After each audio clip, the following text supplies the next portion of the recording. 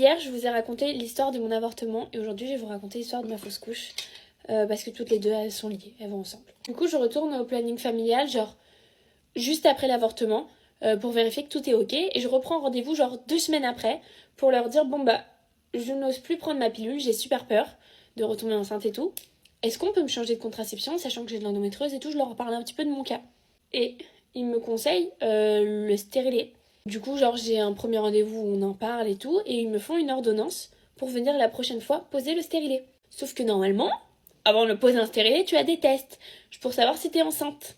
Et moi, on ne m'a rien fait. Et moi, je savais pas, j'étais jeune, j'avais à peine 18 ans et tout, donc au courant de rien, allez, let's go. J'arrive du coup peut-être une semaine après pour poser un stérilet, sachant que du coup, pendant cette période de temps, ils m'avaient demandé d'arrêter la pilule. Parce que je devais attendre de réavoir mes règles pour pouvoir poser le stérilet. Est-ce que vous comprenez la douille? Je savais pas, enfin, je sais pas. J'arrive, dans le moment, on me dit, bon, ça va faire mal à la pause, mais après, genre, ça va passer. Et là, on me pose le stérilet, mes vies. J'ai ressenti une douleur, pour moi, pire que l'avortement. Alors que l'avortement, c'était une douleur phénoménale. Là, c'était pire que tout. J'ai cru que j'allais mourir. Je ne pouvais plus marcher, j'ai dû appeler un taxi pour rentrer chez moi. Et pendant environ une semaine, je suis restée alitée. Je perdais énormément de sang. Et du coup, tous les jours, j'appelais le planning familial et ils me disaient, bah non, c'est normal de perdre du sang, ça peut arriver, de pouvoir réussir à marcher, genre je mangeais plus et tout, parce qu'en plus je vivais seule, donc je me rends compte pas la catastrophe. Moi, ça m'inquiète, genre ça va faire peut-être une semaine que je saigne, ils me disent qu'il y a rien, moi je trouve ça quand même bizarre, j'ai trop mal au ventre, donc j'appelle les urgences gynécologiques. Je les appelle et ils me disent, oula, c'est inquiétant, venez nous voir. Du coup, j'arrive aux urgences, on me fait passer en prioritaire, parce que j'avais trop mal. Et je vais voir les infirmières et elles me font faire, vous savez, le petit test de pipi, savoir si tout est ok avant de voir le médecin. Et quand je vais voir le médecin, il me dit, vous êtes enceinte? Je dis, bah non. Mais qu'est-ce qui se passe? Je me dis, c'est une blague, qui est pas ça là. C'est pas pour ça que je viens vous voir. Il me dit, bah, dans votre pipi, vous avez un taux trop haut pour ne pas être enceinte, mais un taux trop bas pour être enceinte. Genre, vous êtes dans un entre-deux un peu bizarre. Et du coup, bah, je lui explique qu'à la base, je viens parce qu'on m'a posé un stérilet la semaine dernière, que j'ai trop mal, que je perds des gros caillots de sang, que je saigne énormément et que j'ai une douleur pas possible du tout. Et donc, ils me font des tests, des échos et tout. Et là, en fait, on découvre que j'étais enceinte quand on m'a posé le stérilet et que du coup, j'ai fait une fausse couche. J'ai perdu le bébé à cause du stérilet, à cause de la pause. Genre, ça là.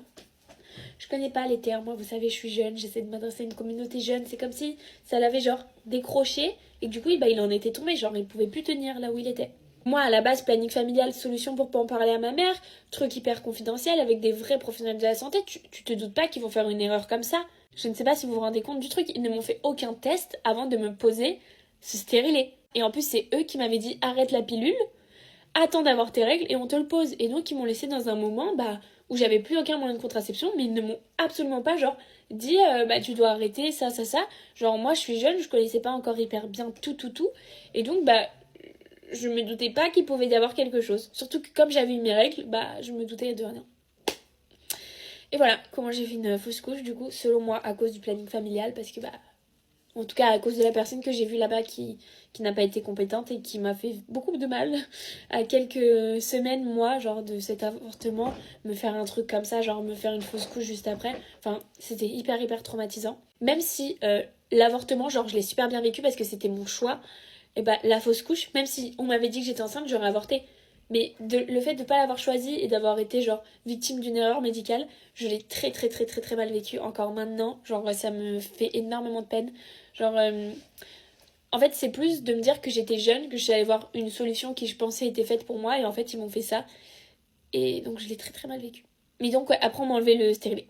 Parce qu'en plus de ça il était posé trop haut sur le côté et planté dans mon muscle intra-utérin. Intra-utérin pardon.